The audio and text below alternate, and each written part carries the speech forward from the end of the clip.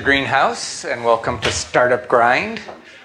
The Venture Greenhouse provides facilities and services to innovative, scalable enterprises from diverse industries that are changing the status quo to a more sustainable future.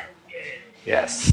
And Startup Grind is a global network of startup enthusiasts, and I'm very pleased to welcome Derek Anderson, who's the founder of Startup Grind, who's here, along with Francisco Cruz, who works with him with Startup Grind. So welcome, Derek and Francisco. I also want to welcome the students and staff of Thammasat University's International MBA program. Welcome to Startup Grind. Yes. And for those of you who came late and missed most of the food, we do have more pizzas on their way. When it arrives, I ask you to especially start with those who didn't get food to eat when you arrived. Please feel free to get up and help yourselves so that you're not sitting there hypoglycemic and, running out of the room wildly and madly or anything like that. So welcome, everybody. And it's my pleasure today to be interviewing Kirit Patel.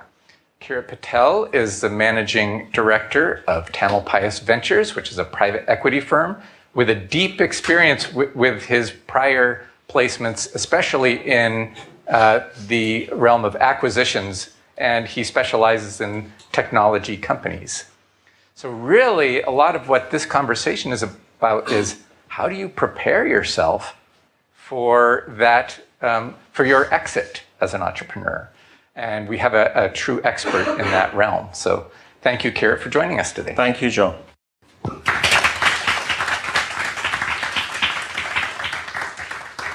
So as always with Startup Grind, we'll start with I'll be interviewing Kirit, and then after a while, I'll open it up for your questions. So I like to start at the beginning, Kirit. So you mean when I was a baby? That's right. So where are you from? Tell us about your earliest years. And is this an interview or is this a psychology session? Both. So where'd you grow up and what? I grew up I grew up in England. Mm-hmm. I'm Indian in terms of my heritage, but I grew up in London. Yeah. So I'm English for all intents and purposes. So did you have like finance or entrepreneurship in your background, like in your early childhood My years? father had his own business, and it was a very simple shop, and I learned to count pennies, pounds, and that was the start of. I don't know about pence; it was the pounds I was interested in. But there was always that in the family. But we have a family of doctors and lawyers and accountants and businessmen. Mm-hmm. And you chose the business path. Why'd you do that? No, I didn't. I fell into it. Oh, okay. I was going to be an English major, and I got directed by a couple of mentors. English is you're gonna not make it as an English teacher, so do something that's practical. So I did law. Ah, okay. So found my way to becoming an attorney and failed miserably practicing. So I thought I'd look at numbers. And I trained to be a CPA with PriceWaterhouse, and that was fun for a while. And then I left and became an investment banker for a while in London. Well, let's go back to PriceWaterhouse. We'll get on to the investment bank. So Big Four firm, right? So what did you learn there? Do you think that helped you become better at analyzing companies in your future career? The hard thing about doing accounting in London compared to over here is that you're working and you do your exams. So you really are thrown in terms of trying to understand. And a lot of it doesn't make sense immediately because it's just so much stuff you start to pick up. So the learning comes, I think, after you're able to sort of analyze and understand. So it was more trying to really understand what numbers are about. Mm-hmm. And that was the appreciation of how businesses run. Because you're coming from a point of view of auditing, understanding tax, understanding how essentially cash works. And that was like my genesis of understanding how numbers work and the application of numbers, and then understanding a balance sheet, profit and loss account, cash flow statements, that sort of thing. Now you had mentioned that you failed miserably at being an attorney. Did that give you more appreciation for what entrepreneurs need to go through and the failures that they often face? I failed miserably as a lawyer because I knew that I didn't want to do it. Oh, okay. It wasn't that I wanted, if I wanted to be a litigator, I'm sure I could have worked at it and got better, but it wasn't my calling. Yeah. My calling was to learn about the law, qualify, and be able to use those skills, in the various careers that I've had. Yeah. Is that something that you've ever worked with entrepreneurs with? Like, have you met entrepreneurs who were involved with something that really wasn't their calling and you could tell? No. I think that if you're an entrepreneur, then your passion comes through. Mm-hmm. And whether you find it in terms of what you're doing immediately or not, that will drive it through. Mm-hmm. So that's really core to being an entrepreneur. Yeah, I think so. Yeah. And so, well, that and the appreciation of risk. Mm-hmm. Because when you take on starting to run your own business, you don't have the safety net of knowing that there's a salary coming in to be able to cover your day-to-day. You may have what I would call a war chest that you live off, but ultimately you may have to face that test where money is short. Yes. And bootstrapping, I think everybody has to go through that because it does teach you some basic lessons. Yeah. And the key is how to manage money. Right. So in some ways, perhaps the quest for angel funding at the very beginning, it's actually good for people to bootstrap for a while to be more resourceful. Well, I think that also shows that you have skin in the game, but it also shows you have a determination to be successful. Mm-hmm. And I think that builds and breeds tenacity. Mm-hmm. So when you're reviewing companies, does that build your respect for the entrepreneur if they've been through that? Absolutely. Yeah. Failure is a good thing. Uh-huh. Yeah, it's interesting because we try to teach, like in the Green MBA program where I try to teach students that failure is a good thing if it's leading you to learn and move towards being successful. Well, I think the paradigm is that when you go through it, and even being successful is a learning experience. Yeah. And it's a question of how you take that and approach it from the point of view of, what can I take from that to move forward? Mm-hmm. If you continue to not review and learn, then you're going to keep on making the same mistakes. Mm-hmm. And I think that's the progression of an entrepreneur. Mm-hmm. Some people make it, they have the right model, certain things work, and they'll use that formula again and again. But because it's successful, because they found the right dynamics. Right. And the right cohesion with, be it product, be it people, services, however. Okay. So you did a personal pivot towards numbers and away from the law, and you found, it seems like, more satisfaction in that. Where did that lead you in terms of your next career change? My next career change was after qualifying as an accountant. You either stay within the Big Six or Big Four at the time to go on to become a manager and then potentially partnership. I didn't really have a desire for that at that point. Mm-hmm. So I left to become an investment banker. And you said you didn't have a desire to that. Did you know what you did want? Yeah, I wanted to do mergers and acquisitions. Okay. So that was the drive. What was it? What was it about mergers and acquisitions that attracted you? The process of divesting a business, but learning how to package a business, learning to evaluate businesses, because you really have to look at it from the point of view of, is this going to be profitable? If it's not profitable, what are the levers? How do you understand the balance sheet? How do you understand the business model? How do you understand the people? Mm-hmm. But my appreciation of the people side of things didn't really come until later. I was really more of I was pragmatic about how I learned, but I wasn't mature enough to really appreciate what business is really about at that mm-hmm. point. Mm-hmm. I was, essentially following, I know how to do numbers, I know how to read a balance sheet. That's got to be the key. And it wasn't. It was part of it, but it wasn't all of it. Right. I want to pick up on that. I want to make sure I pick up on that because I want to find out how you did learn to appreciate the people side of it. So you moved Where was that next move to? I went into a fund manager, Invesco, and I did M&A for them. Okay. And so did that for a few years. Were you primarily an analyst at that point? No, I was running deals. I was running deals. So we had what we call a corporate finance team, and we had 3 people, and I was the manager, so I was running the deal. So we had a guy who's a seasoned investment banker, and I was the guy who's doing all the work in terms of running it. So that's again another in UK phrase, it was another apprenticeship, because I was learning to work with lawyers, accountants, because we wouldn't use our own internal accounting staff. We would always use for a sizable deal. You always want to use an audit firm, a qualified audit firm, because you want to get their opinion. It's got to be independent. So, but we did a lot of the modeling and stupid, crazy nights. There were times where I wouldn't go home for a week, even though because we're running a deal. You end up staying in a hotel and then coming back and working 24/7 just to get a deal closed. I mean, it was crazy. Yeah. It was great fun, but it was crazy. So a lot of adrenaline and excitement. Yeah. Some of it wasn't worth it, because when the deal crashed, then it was burnt. But it was a good experience. Yeah. And you moved right into leading a team. Well, it was small, so the opportunity was there. Yeah. And what kinds of acquisitions were you doing at that point, or mergers? They weren't technology. They were what I call brick and mortar type businesses.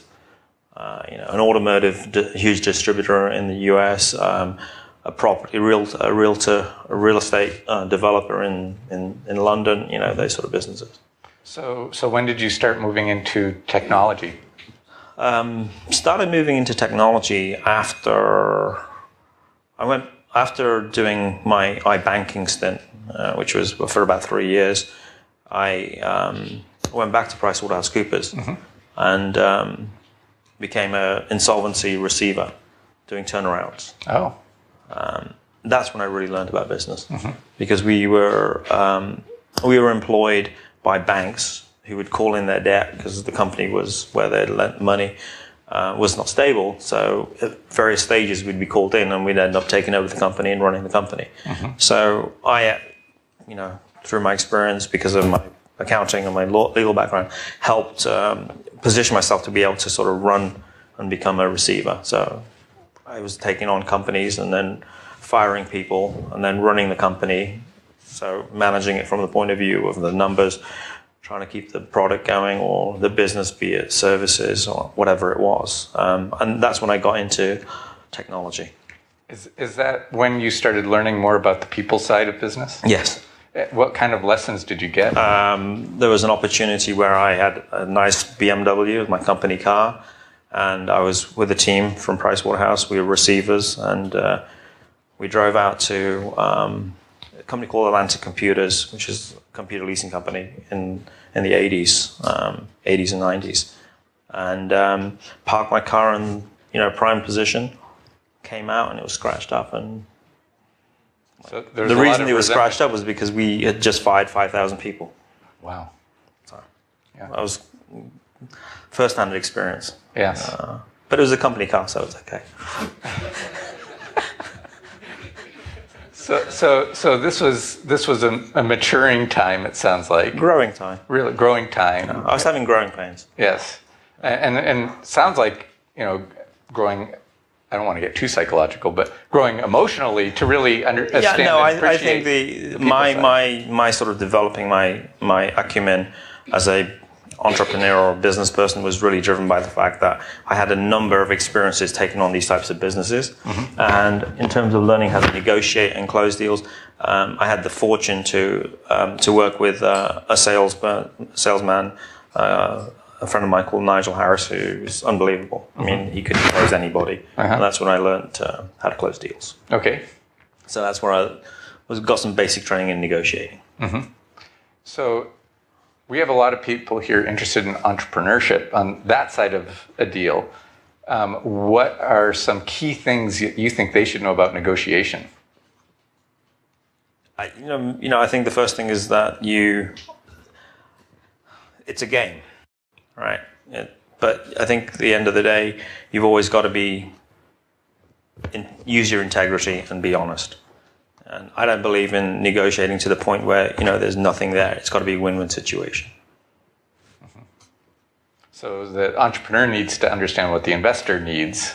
The I think he has to profile, he has to educate needs. himself in terms of what are the hot buttons for this investor.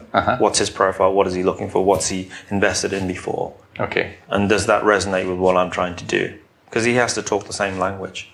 So really, it's important for the entrepreneur to do the homework. His homework. Absolutely. Yeah. Be prepared. Yeah.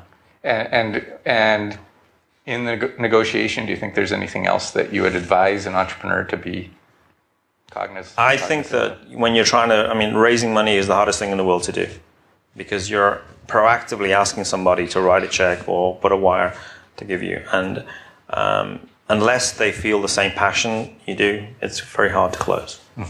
So you've got to be able to get them on the same level and they understand the value of your proposition. Right. So you went back to PwC? I went back to PwC did turnarounds, insolvency work for 3 years, and then switched into corporate finance, which was investment banking, and moved to Russia. Really? Yeah, was part of the corporate finance group there, ran that for 3 years. Was that a very different kind of experience working with Russian companies? It was in 94 to 97, so it was when Russia was going through the changes. So it was but that was like being at college and having lots of money. So, I had a great time there. Okay. Yeah. But was it really different doing business there? Yeah, you're learning. You're starting with the basics where the infrastructure wasn't there. Yeah. So you're really. We had all sorts of businesses that we worked with and advised, and we did a lot of work with businesses, U.S. businesses or European businesses coming into Europe, into Russia to do infrastructure investment. One of the things I did there was I was the fund manager for Jardine Flemings. They did a fund with the European Bank of Reconstruction Development, and they were putting in investment dollars into startup businesses. So being a co-fund manager with them, we went out and we looked for startup businesses. Okay. So again, honing their skills in terms of trying to find the right businesses and do that. So one of my claims to fame was part of that program. I did one of the first investments in a design company. It wasn't very big. It was like $1 million. It wasn't very big for the size, but it was an interesting experience. Did that work out? Yes, it did. Yeah. Good. And just a little bit more on that, because we have a multicultural audience here. Were there any lessons you learned about how to negotiate with people from very different cultural backgrounds? Well, first and foremost, the language is critical. Yeah. My Russian is so bad that I would never use it in business, but just in social situations. So you always have somebody who can speak with you, for you, in a sort of environment. But the way they look at the numbers is also different, So you have to understand how they interpret numbers, the sort of standard practices, GAAP, that sort of thing, in terms of looking at how that particular, Russia did in terms of their accounting systems. Yeah. Because they had a line which was security, but I won't say any more about that. Okay. Yeah. So then, did you leave after that? I left PriceWaterhouse and then went to do my MBA. Oh, okay. So you were an attorney, a CPA, and then an MBA. Yeah. And what did you do from that?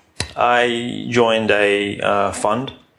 Around a fund with, and that's when I started doing more of the technology stuff. Okay. It was a $100 million what we call hybrid fund, private equity fund, but we did mainly technology investing, and that's when I really got into doing more of the technology stuff. And was this earlier stage companies in general? No, it was more beyond the early stage. Had businesses and they needed working capital, and that was the focus that we would do. Okay. And did you learn anything in particular in that stage about how to work with companies that were more in the technology sector? Was that different from your other experiences? Yeah, the technology companies had a whole different feel about them. Did you like it better? Yes. What was it about it? The energy. Really? Yeah. Technology companies, in terms of working with the individuals, they have much more of a drive than what I'd call more of the staid businesses. And that was exciting. It was fun. Yeah. And so that was kind of a new realm. Things tend to happen more quickly. Yeah. And were your negotiations different with those technologies? Well, we were putting money to work, so we were always looking for the best deal. So it was always about trying to push. And sometimes it didn't work, and we'd lose the deal. So let's say we do have people in technology entrepreneurship here. They've grown their business to a certain level. At what point do you think they're ready for that kind of investment? Like what level of... Bringing in investment, the key question you have to ask yourself is, are you prepared to give up your equity interest and potentially some sort of control? Because you're inviting somebody else in to be part of your management team, be on the board of directors, and then they have the authority and the expertise to help or be a hindrance to you. So the big question is, are you prepared to work with external forces coming in? A lot of the time, people are not, and that's why things go south. And it happens all the time in Silicon Valley. I mean, yeah. So there's, it's hard to start up, but there's also these kind of major challenges once you've passed that stage. I think it's just part of the growing pain. How as an entrepreneur do you have to change how you think? I think you just have to be open-minded and take the experience, but also seek out advice, people who have been there and learn from them.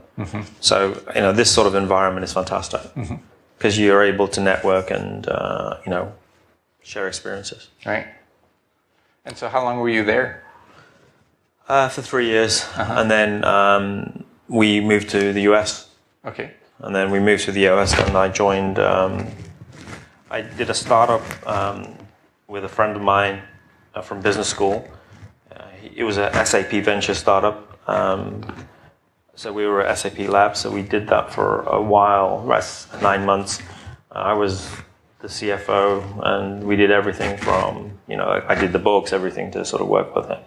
And so were you working with them? Were you part of the startup team? I was part of a startup team. So Okay. I was working in the startup with we had funding, and we got a product developed. We sold it to some wineries, and we sold it on. So it wasn't start to finish. It took about 9 to 10 months, but it was a good experience. Really? We didn't make any money. But it was an experience. Yeah. And it was hustling, and it was sort of dialing for dollars, dialing for deals, cold calling. Yeah. Doing marketing material, trying to sort of build collateral, doing it all ourselves. So that gave you a different appreciation, I imagine, for doing business, because as a startup team, as you're indicating, you were doing all kinds of things. Yeah. What were some of the key lessons you got from doing that? Again, it's more how you look at the desire to be successful, resilience, and undying faith in what you're doing. You've got to have that. And as soon as you start losing that faith, then things won't happen. You've got to set that intention and work to that. So you decided to exit after 9 or 10 months. Well, I was there because... for me, it was the transition from coming from London, and then I joined Platinum Equity. Okay. And they're a big buyout fund. I was there for 4 years doing all sorts of deals, from technology to manufacturing. Right. And that was another education in terms of cash management. Platinum bought companies which were really dogs, but they turned them around and made them successful. So they developed a kind of a process for... Very much so, yeah. Pretty unique in terms of how they looked at things. Yeah. So so you probably had the opportunity to look at a lot of companies, figure out where value laid. Absolutely. Yeah. What were some of the things you learned? The value comes from, you can have inherent value in terms of the product. There's always going to be domain knowledge around that, but the knowledge is always going to be resident in people. And on my MBA, I did entrepreneurship and venture capital, and my professor at the time, the key thing he said is that there's three things which are very important in terms of anything that you do in venture capital or private equity or investing, or being an entrepreneur. And he asked this to the class, and everybody started saying, it's the product, it's the revenue, and it's people. That's a big lesson.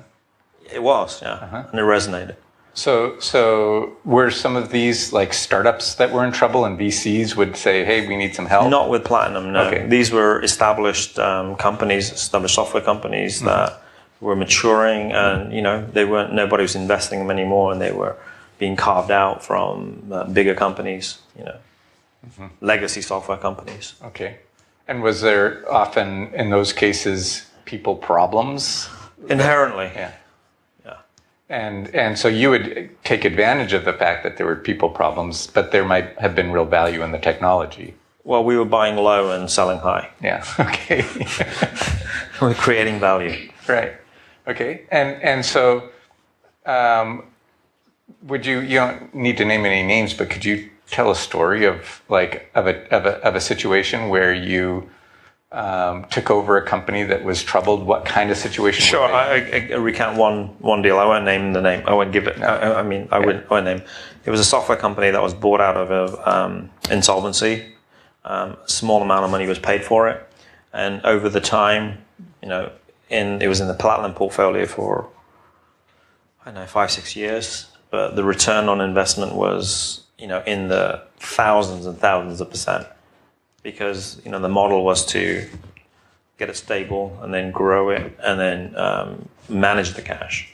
So the philosophy was always, once you've got it straight, the company has to fund itself. And it worked. And the company was sold for millions of dollars. Okay. And so obviously prior management could have done that, but they didn't. No, they didn't. They couldn't, because the company went into bankruptcy. Yeah. But it was really your knowledge and skills that turned things around. It wasn't just me, it was a whole team. Your team. But cash management was a key focus to that. So what would you say to entrepreneurs about cash management? Everybody thinks it's easy, but it's not. The cash is the lifeblood of any business, and you've got to make sure you have a healthy attitude towards it. I'd say respect it. So respect cash. Yeah. Cash is king. Yeah. And manage it very wisely, and ask for advice if you don't really know what you're doing. Definitely. But the other thing I'd say is when you bootstrap, sometimes you have to go to the point where you leverage everything. I mean, that's part of the process. That's part of being an entrepreneur. And there is a lesson to be learned from that as well. And I've been there, so I know that experience. Have you had other entrepreneurial experiences? Yeah, there's been a few of the little things I've done on the side which have turned out reasonably successful or not. Can you give an example of one that didn't succeed and one that did? Oh, sure. Yeah, we when I was at PriceWaterhouse, we tried to do a little startup on the side with a friend, and we were looking at doctors' offices and sort of saying they need to be more integrated. I mean, this was in the 80s. So we needed to develop some sort of software which would help manage their accounting and everything else. But we worked with some developers. We got a little bit of software going, but we didn't really have the in-depth knowledge to be able to do it well enough. And that was a good experience. It failed miserably, but we tried. Okay. And learned from that. Good. So again, failing is really important for entrepreneurs. It's interesting because someone who studies expert entrepreneurs says that you can't really be an expert entrepreneur unless you've failed. You have to fail. There's a lot of truth in that. Yeah. But you have some that succeeded too. Yeah. Can you give an example? There's been a couple of companies that we've purchased and have just done well over time, because we went in there and we managed them and turned them around and grew them. So you were there for 4 years. Is that when you left and started TAM Ventures? Yes. Okay. So tell us about why you decided to do that. TAM Ventures was really driven by starting. It was fortuitous for me to find my business partner at the time, and we were having our first child. Oh, really? So I wanted to balance out the life, be there for my family, because I was traveling all the time when I was at Platinum. Were you still, when you were at Platinum, was it still like, you know... It was an amazing Be experience. working on deals and it'd be working 24/7 for a week and all of that stuff? It was like that, but I was away from home a lot. Right. Yeah. And so what did you do when you started TAM Ventures? We hustled. Uh-huh. You know, we bought our first software company in London, and it was we bought it out of it was a carve out of a big company, and we had to do everything. There was only 3 or 4 of us at the time, and we did everything. You know, we managed the cash, we managed the relationships, we worked with the management team. You know, it was a $30 million business, which we restructured. The revenue came down to 24, but you know, we turned it around and reduced the loss, and then we sold it on. Okay. In less than a year. Uh-huh. So that was a good start to TAM Ventures. Yeah. And what did you do after that? A few more deals and some advisory stuff, and we've just kept the cycle going. Yeah. So what kind of what kind of holdings do you have now at TAM Ventures? Some software companies, an IT services company, transformer company, and a patent software company. Okay. And are you doing pretty well with it at this point? They're all mature. They're pretty much left to run their own devices. You know, don't really have to do anything for them. Oh, that's nice. That's why I'm here now, John, helping you. We're trying to help you. So you've worked on a lot of acquisitions, it sounds like, right? Yeah. Dozens or many acquisitions. So obviously, many entrepreneurs look at their enterprise thinking, okay, in 5 years, whatever, I'm going to do my exit. How would you suggest they really prepare, set themselves up for success in selling their companies?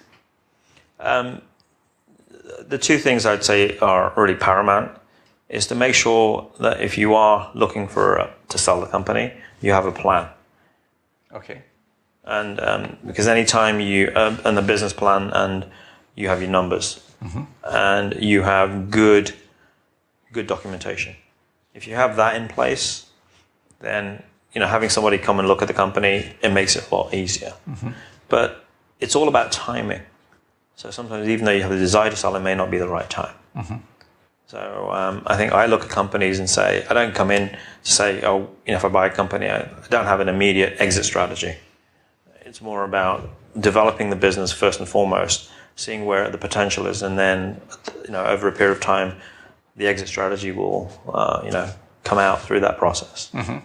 So you start. It's more of an evolution, I'd say. Yeah. So you start into it not knowing how you're going to. No, because it may be that it just is a cash flow company. But even that, it could become so attractive to somebody else, and I'd say be opportunistic, I think. So what kind of process do you follow if you make an acquisition? First of all, there must be you must have a nose for value at this point. What do you look for? Yeah, you don't buy high. Well, that's easy to say, but there's more to it. No, you're not Jim Cramer here, are you? No. You got to define it by looking at the company, and you got to really do your homework, and you got to get to understand the people. Understanding of people is understanding the drivers, understanding how they function, how they work as a team, and understanding the opportunity. That means looking at the product or the service and looking at the market. So you've got the whole competitive landscape. Building out what I would call good factual information. So if looking at the accounts, the history, and building a good model, because when you build a model, you build on assumptions. So refining your assumptions. Okay, good. So if I'm starting my company now, how should I do things so that I will be more attractive as an acquisition years down the road? You said something about documentation. What should I think the biggest thing is whatever you're doing, you got to prove it out, right? So if you're having a startup, if you have a piece of software, you've got to get traction. You got to know that it works, and you got to have the ability for it to scale. Those are critical. And if it's software, then it has to be tested, and you've got to get, what I would call, interest in terms of a user group or a company. You do a beta test and make sure it's solid, and then you start doing the development. Mm-hmm. And then you start getting the traction. And you build out the case study, white papers. Mm-hmm. But even then, you said documentate. What should I be documenting through this process? I think you should be documenting your business plan, because that's your evolution, and that is an ongoing. It's a real live. It's your relationship with the company. It's how you're defining how you grow. Mm-hmm. And that should be something that's iterative. Okay. And how often should I be revisiting my business plan? Regularly, because your numbers are going to come from there. Your milestones are going to come from there. You define everything. Mm-hmm. It's your Bible. Mm-hmm. Good. So I think it's about time I should be opening up for some questions here. So here we go. Let's start. We'll move 1, 2, 3. Go ahead, Nita. Hey, Kirit. Hello. You talk about cash management being really important, and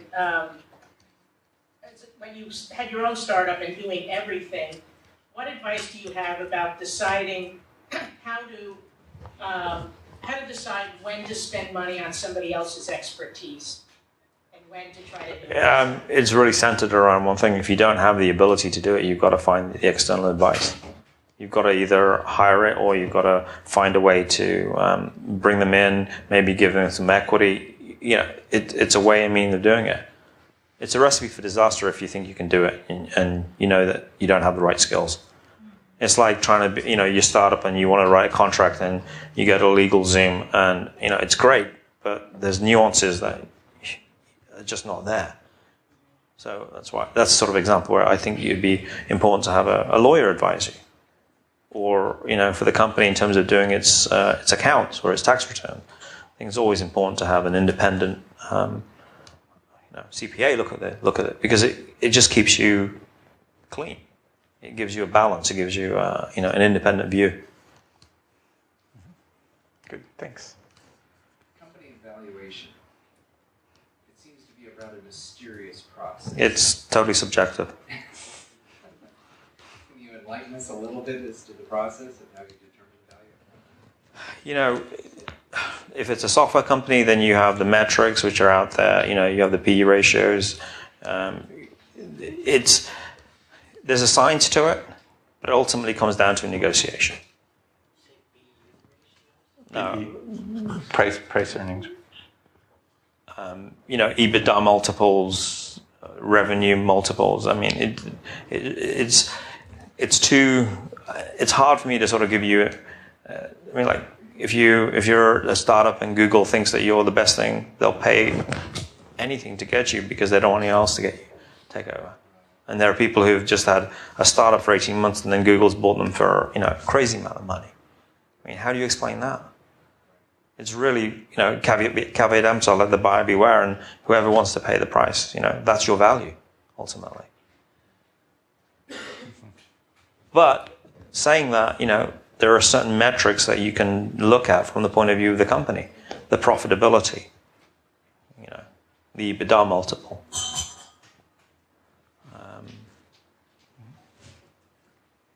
Okay. Kevin? So in working with all the tech companies that you worked with, something I'm considering is finding a software partner that already works in the space I want to work in, already knows the market, but the danger there is they could run with it, and I may have intellectual property, but how well is that going to hold up? And it's not even. So is that something? Am I worrying too much about that, or? No, I think you have to be cognizant about it, but I think you've got to have. If that is a concern, then you should have some sort of documentation around it. But ultimately, you can have documentation, you can have an agreement, but if you don't trust the person, then don't do business with them. When you're in the software, you're in the mix of trying to do business, you got to have each other's backs, And I think, the question of integrity is key in that sort of environment. Any ways how to vet that you Well, sometimes it takes time to build a relationship. So maybe you tread carefully you build it over a period of time rather than just jumping in. You know, maybe some milestones, and then you agree something, you do a couple of things together, and then you work towards, you know, consummating it in the right way. Maybe, you know, you say we'll become, you know, I'll give you equity in a year's time, but this is how I want to define it. So pick some really small things to start with. Yeah, I think so. Because it is about building trust, about building the relationship and getting to, because there may not be the chemistry ultimately. And you don't want to get into a situation where you have a partner that you have to exit out of. And that could be acrimonious, and that's just going to hurt the business.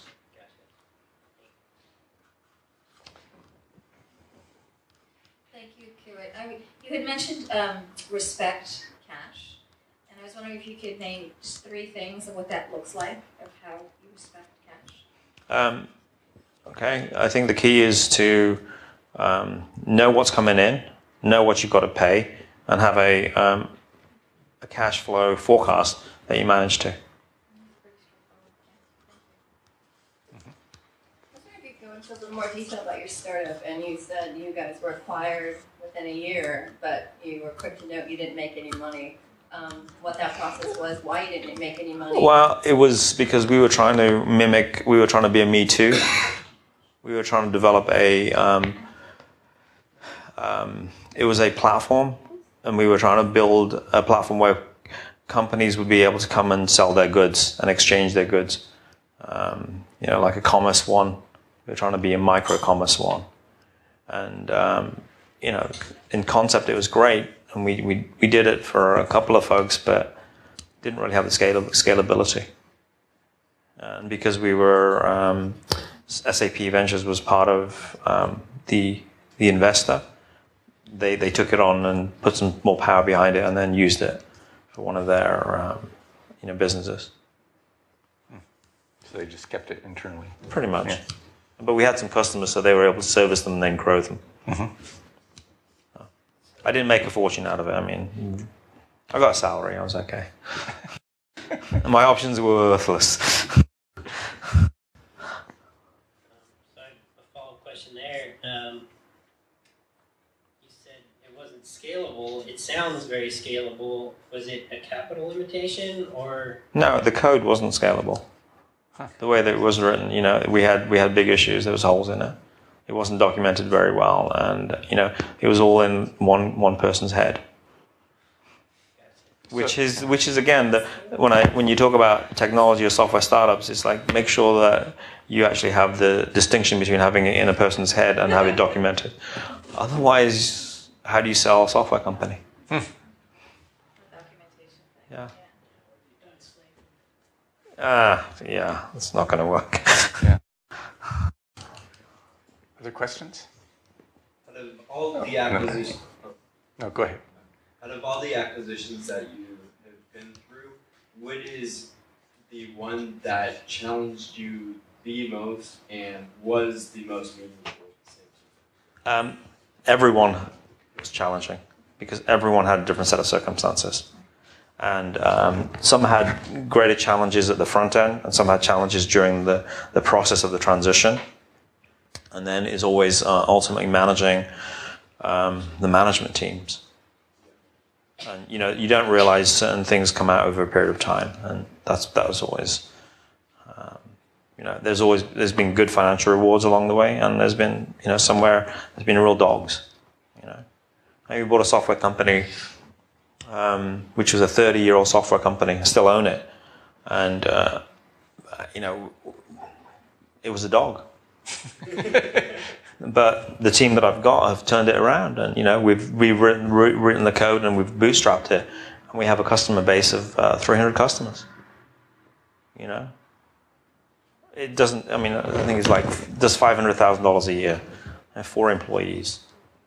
But there's where we've got to with the code now, where we can move from being small to medium size in terms of going scalability, and with the code that we've developed and the functionality and stuff, that's going to happen. And it's all credit. I did the acquisition, I worked with it, but it's all credit to the team. They've been doing it without any input from me. And it sounds like they're actually like a startup now. They're 500,000, 4 people, and they want to scale. They're a startup. 35-year-old startup, but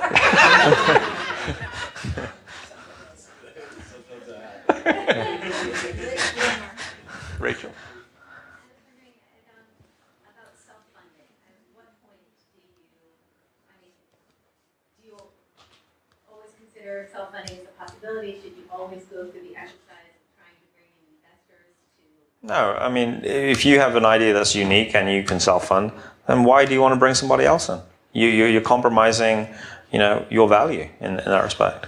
Unless it's somebody who's passive and you can work with them. The biggest thing about raising money is you have to ask the question, what's the relationship and how is it going to affect my business? And what am I giving up? And there's a pragmatic side to taking money. Does it ever pay to bring in people because it has more skin in the game and the more people vested in it? Oh, of course. I mean, I think absolutely. I'm not saying don't take money. I think take money on the terms that you need.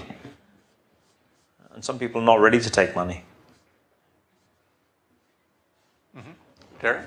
Is there a difference in the entrepreneurs that you see that build a product or company to sell it versus entrepreneurs that are building products to last or to be sustainable?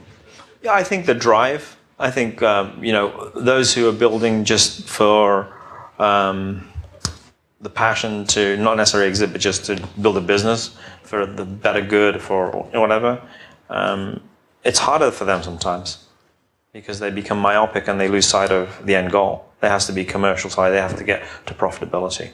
The guys who've done it before, who have got a formula and they're doing it for a reason, it's very clearly delineated. And they can sort of follow their plan, and they know. And if something goes wrong, then they can change it quickly. You can get too in the weeds. You can get myopic, and that's a danger. So if you're a founder who is building for passion, building selling your product, how do you fight that? You have somebody who's your conscience, who basically acts as a somebody who keeps you in check. You have to have a check and balance. They can be mentors, they can be your CFO, they can be, your partner, they could be, somebody who's part of your management team, they could be all of your management team. It could be an advisory board member, it could be the VC that's funded you, or the angel investor that's put money in. Yeah. I think it's good for all startups. If you have mentors, I think it really helps, because you're able to pull in experience from people who have either done it before, but who can help in terms of. It's always worth getting that advice. Mm-hmm. You don't have to take it, but you can at least listen and learn from it. Mm-hmm. I was Alicia? going to ask a very similar question, because when you were asking, thinking about the exit just as you're starting the business, my thought was, how are you going to be successful if you're just starting it to exit? And what about that passion? When you think about entrepreneurial success, it's that, drive that somebody has for growing a business. So you just said, those people can get into trouble because they don't have the expertise and so forth. But what about the ones that start the businesses that just want to exit, that don't have that passion? And well, they've probably done it before. They've had a couple of successes and they're hungry for the money, and they know the formula. Or they've had failures and they're just looking to sort of get a hit. So the companies that you acquire, what's the breakdown of the two different sides? For my own record, for my own book, if Tam Ventures is my acquiring company, it's all about buying at the right price. I will never overpay for a company because, you'll lose your shirt ultimately. So I look at the fundamentals. I'm looking at, who are the customers, who's the management team. I'm looking at what the balance sheet looks like. I'm looking at the debt structure. I'm looking at the potential in terms of, is it unique? What are they doing? What are the barriers to entry? The basic things are we'll be looking at, doing a pest analysis, a SWOT analysis, valuation. All those things are important. But then ultimately profiling the management team. And if the knowledge is in two people, then you've got to lock them up in the right way, and then you've got to build. You really do. You've got to basically take that knowledge and make it independent of them in some way. Otherwise, when you buy a company, then you're stuck, and they have leverage over you.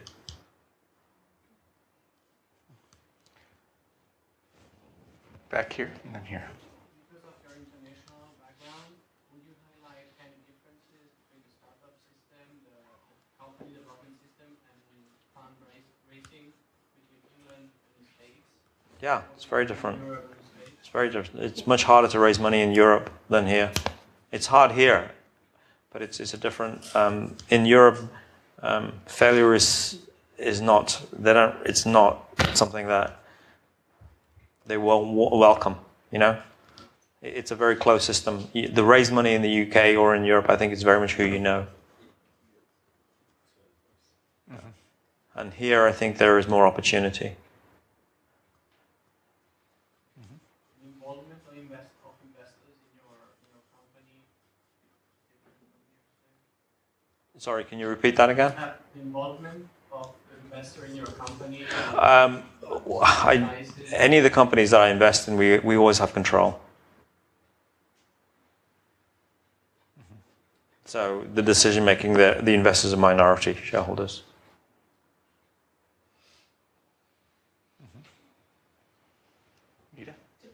A little bit on mentors and advisors. It's a two-part question. Is there a difference between a mentor and an advisor? Yes. Okay, and can you explain? A mentor is somebody that's looking at you personally and guiding you. An advisor is somebody who's working with you on a corporate level, working with your company. So a mentor is more like a coach. Yeah. And the mentor is usually on a non-paid? No, They're both absolutely. I mean, they can be. Okay. You know, it depends. Depends on how you formulate it. You may your company may have a board of advisors, and you typically would remunerate the advisors.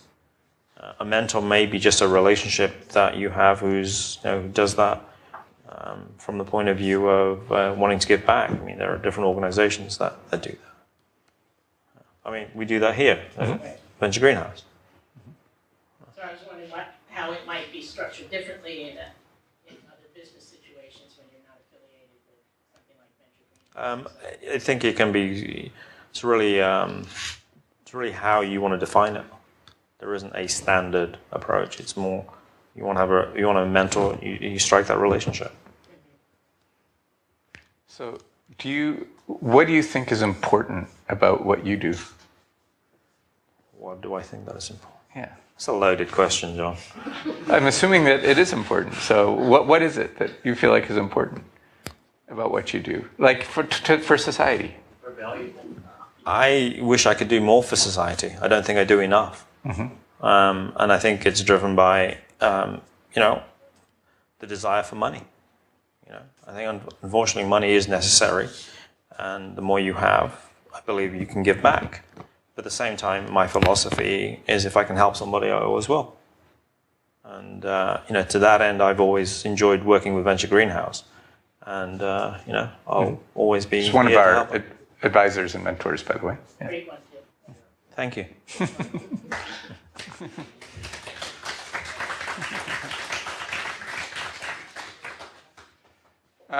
We have a couple more minutes. Are there any more questions? Yes, back here. So, do you find companies that are basically just a cash cow and use leverage? Not necessarily. I'm totally opportunistic. Are some of the deals that you're doing with Kirit use leverage to? Yeah. We've used leverage in the past, absolutely. Yeah. Some deals we've just wrote the check ourselves and not done anything. We just said, okay, we're going to buy the company, and we structured the deal and paid cash. With a planned exit? No exit. Oh, with no exit? No exit. The reason that TAM Ventures, when we started TAM Ventures, is that we went into companies and we never had an exit plan. Because our approach was to be owner operators, be involved in the operations, get to understand. You only learn about a company when you spend time with the company, when you become incorporated into the company, when you become part of the fabric. Now, is that because the funds behind it are primarily you and the other principals, or are there other investors who are looking? No, it's just the way it's my philosophy, it's the way I do business. It's a differentiator from the point of view how we do private equity. Here and here. Any particular deal size that you like? No. Totally opportunistic. I've done $1 billion deals. I've done $200,000 deals. It's based on the business opportunity, driven by the people, the team. So, you mentioned in valuing a company, you're looking primarily at numbers, EBITDA multiples and things. There's lots of cases where that's not there at all, like Facebook or Tesla Motors, where they're pretty deep in the hole. And it's not based on numbers. That's based on what I would call market share in terms of users. That's so powerful. That is the Facebook model. I mean, look how big they are. It's a social network that they have. That's the value. And you can put a number on it, and there's a crazy number that's put on it. So number of users, but in an earlier phase, like if you can take what you have and have it adopted so that you're attracting a community which has scalability, there's value to that, and it translates into dollars. But how much? There isn't necessarily a formula. I don't have a formula. It would be a gut feel. just kind of like whatever the market's telling you. Yeah. Kind of Alicia? What would be the 3 top things that you would suggest we as a community could do to build the entrepreneurial ecosystem in Marin County? Greater networking, sharing contacts in terms of financial networking with angel groups and angel investors, because I think there's it's just not there right now. There's way more down in Silicon Valley because that's just the nature of the place. And I think the 3 is just do more stuff with Venture Greenhouse, groups like Venture Greenhouse, where you're having communities come together. Maybe have a forum and then have regular meetings. I think cross-pollinate as much as possible. That's a great segue to mentioning that May 15th, we have Marinovation. We'll have probably about 300 people here, and we're really celebrating innovation, entrepreneurship, and inventiveness here in Marin County. So we'll be featuring Marin-based entrepreneurs and inventors and innovators, as well as having some guest speakers and lots of food and wine. So it's really a celebration of that, because that's exactly what we're trying to do, is build that ecosystem here. So I want to thank you so much for talking to us today. I appreciate it so much. Thank you. It wasn't so hard, John. Wasn't so bad, was it? Okay, thank you. Did the pizzas arrive yet? No. They did? Excuse me. Hi there, Shannon. Good.